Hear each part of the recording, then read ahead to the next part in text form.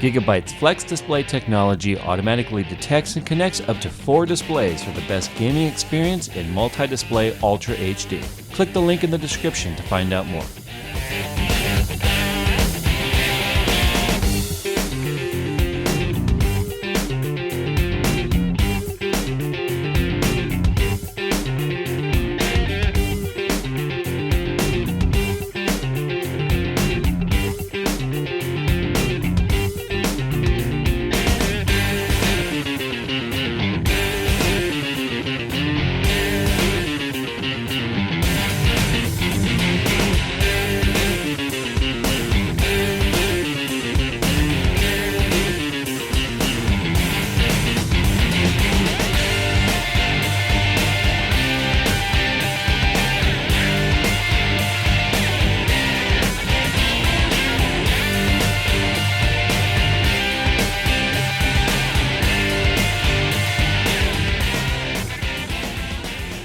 Hey, what's up guys? JayzTwoCents here at the Electronic Entertainment Expo here 2015.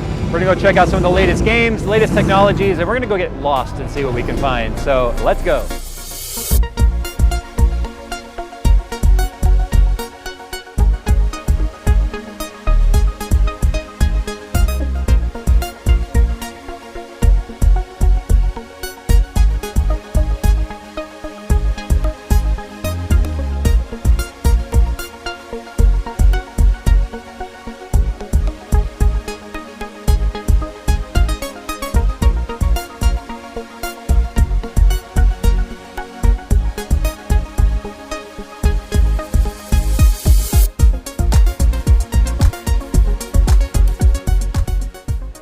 Now recently I picked up a Wii U for the first time. It was actually a present for little Jay.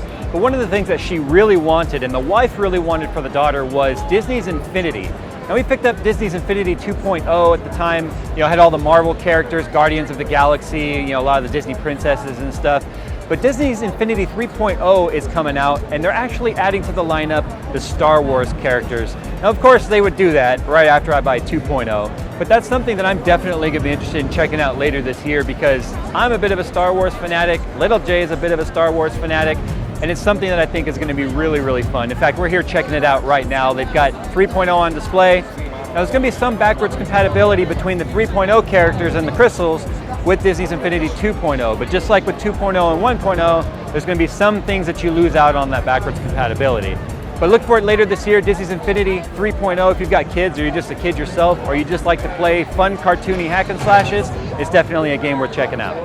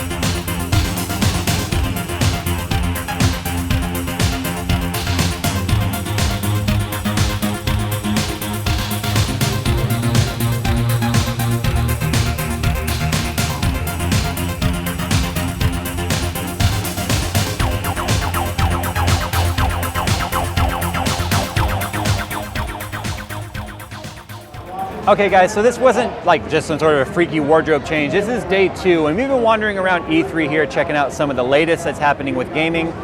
There's a lot to take in here. In fact, this is my first E3, and I've never seen so many games in one place. I mean, every type of game you could possibly want to play, whether it be something like Dance Dance Revolution or Dance Off or whatever it may be. Halo 5 was debuted. We just got to check out the new Rise of the Tomb Raider demo. I'm actually kind of excited about that because I really enjoyed the first Tomb Raider, and it looks like they're using pretty much the same engine. Unfortunately, we couldn't take any footage of that. They wouldn't let us bring in any cameras. I got to check out the new EA Battlefront. My cameraman and I, we got to, prototype by the way, we both got to play it as a co-op, kind of a survival match.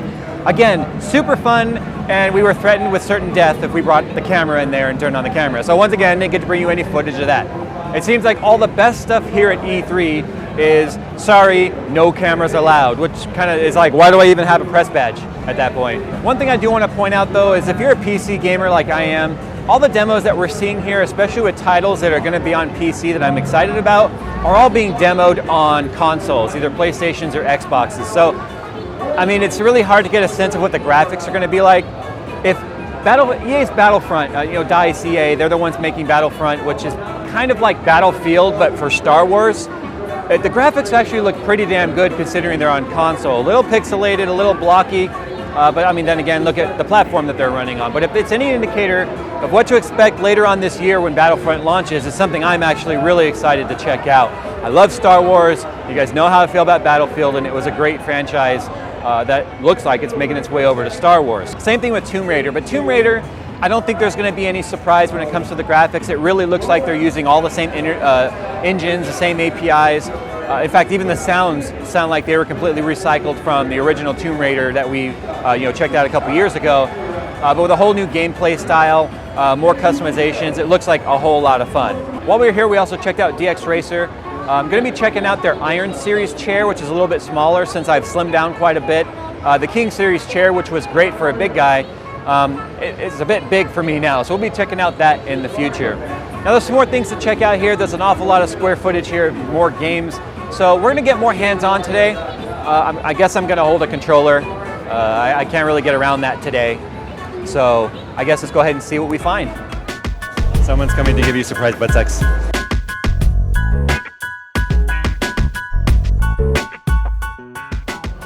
Now I'm used to really big trade shows like CES that take up an entire week, like Monday to Friday, and millions of square feet worth of convention space taking up all of the latest in tech. And it's easy to understand why you would need a whole week to see it. But I was quickly kind of surprised that EA or E3 is technically 3 days long when it's just a couple of small convention floor halls worth of games. But I'm quickly realizing that really it's just 3 days of waiting in line to play demos. And I want to point out that this is the Star Fox Zero demo, and it is one of the shortest lines that I've seen yet today. So really, it should just be waiting convention. Okay, so we've made our way over here to the Razer booth. It's a little bit different than what they showcased at CES. Now, the Razer Kraken headset was one of the most popular headsets that they've ever sold. One of the biggest complaints they had was that it only came in Razer Green. But this year, they're actually debuted a couple of different colors. Now we've got white and we've got black. Now I think the white actually looks the best in my opinion because it's got a black Razer logo on top. The black headset has a green inner band as well as green logo on the top. But it still looks good if you're really proud of the Razer brand and you want to show off the green. Anyway, they're showing off a couple new headsets here, new color variants of the very popular Kraken. Another thing they're showing off over here is their new extended line of Chroma stuff, which is like they have the new Chroma mouse, which is RGB controllable, as well as the Chroma mouse pad, which is an RGB lit mouse pad, which is kind of neat. So here's what's Razer showing off over here at E3 in 2015.